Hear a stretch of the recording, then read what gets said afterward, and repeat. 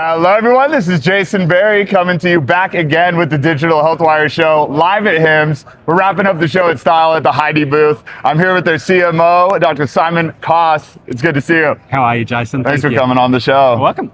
Looking around HIMSS, all roads really do seem to lead to scribes. But here at the Heidi booth, it kind of seems like all the branches are coming out of the scribe. Can you kind of talk me through the platform and what you're excited to be sharing with the folks at HIMSS? Yeah, that's so true. It's an interesting point in time. So we hadn't really seen artificial intelligence taken up at scale until the AI scribe scenario busted it wide open. But we need to remember it's only since 2022 that we've had generative AI. So the scribe phenomenon has been since 2023. That's when Heidi lent into it. We're a pre-existing company before that, doing artificial intelligence technologies for health.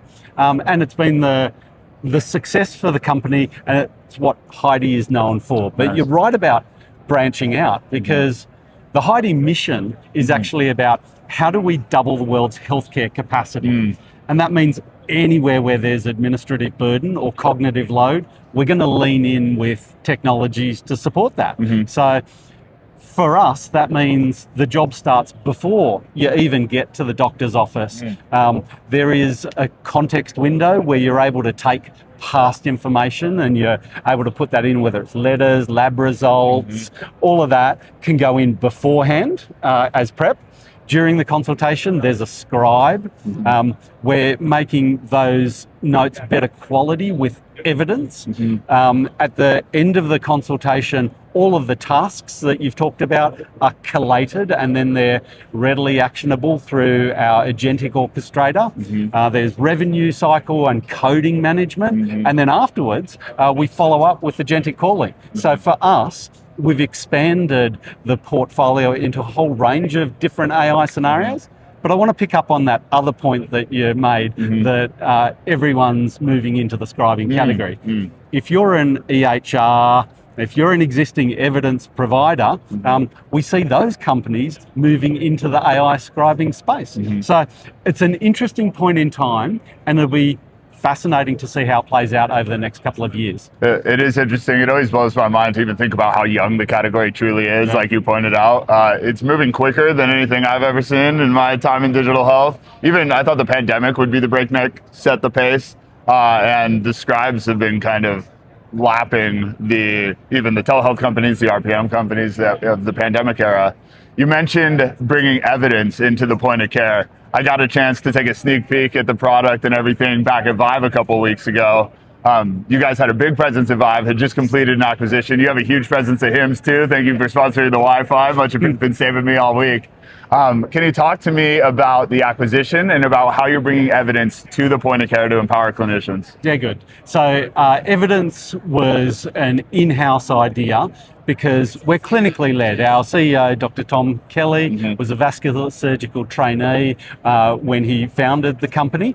And so evidence was something we believe in really strongly. How do you not just create productivity with the scribe, but how do you make those notes of better quality? So we were working on it when we became aware of the great work that the Automedica team were doing in the UK, and there was just such resonance. They were PhD clinicians, vascular surgery as well, so there was a common tie. And importantly, they had privileged access to the MHRA's AI airlock program in the UK. Now you think about the regulatory climate, here evidence is something, here in the US, evidence is something that doesn't require regulatory approval. Over there, it's a class 2B medical device. And that's the bar, that's where we're setting it, really high quality evidence. How are we differentiating it? There are other evidence providers, but for us at Heidi, it's really important that our product isn't shaped by the commercial influences that we're seeing in other products. So in the Heidi evidence product, you're not going to see ads. The ranking systems are not influenced by kickbacks from pharma in the background. This is the highest quality evidence from sources that you trust It's free and it's ad-free, and as an organization you get to use source control as well. So you decide what you show. So we're really excited about evidence. I've been watching clinicians use it and they're gobsmacked. It's like having a PhD researcher do your literature review and then have a mentor guide you through how to apply that. It's aware of the context of the patient. So you ask about community-acquired pneumonia guidelines, and it won't just give you a generic answer. It'll tell you, based on this person's allergies and their renal impairment, what the right medication is, and then it'll use real algebraic math to help you with dosage calculations and so forth. So we're very excited. Yeah, that's a lot more than just equipping clinicians with a transcript. It's really pulling everything in from the outside, equipping them after and before the visit to set them up for success. And one thing I want to make sure that we touch on while we're here, Heidi has such a unique company DNA that really shines through. I don't know if it's having a clinician in the big chair. Dr. Tommy's amazing. I don't know if it's coming from the top. I don't know if it's the Australian hospitality. Can you kind of take me through what makes the DNA so magic over at Heidi? Look, it's a bit of all of that. For me as a clinician, having Tom as the CEO is important, but there are so many other clinicians here at Heidi. What that means is we've got a deep resonance with the end user, and that's a bit of a differentiation from some of the other people who are playing in the category, who are making kind of middleware infrastructure tools for CIOs and the organization that then gets foisted back onto clinicians, and they're like, this doesn't really work for my workflow, and it's a bit hokey, and it's back to front. It's not how I think. The Heidi product is just fabulous, and the clinicians say, I get it and I use it.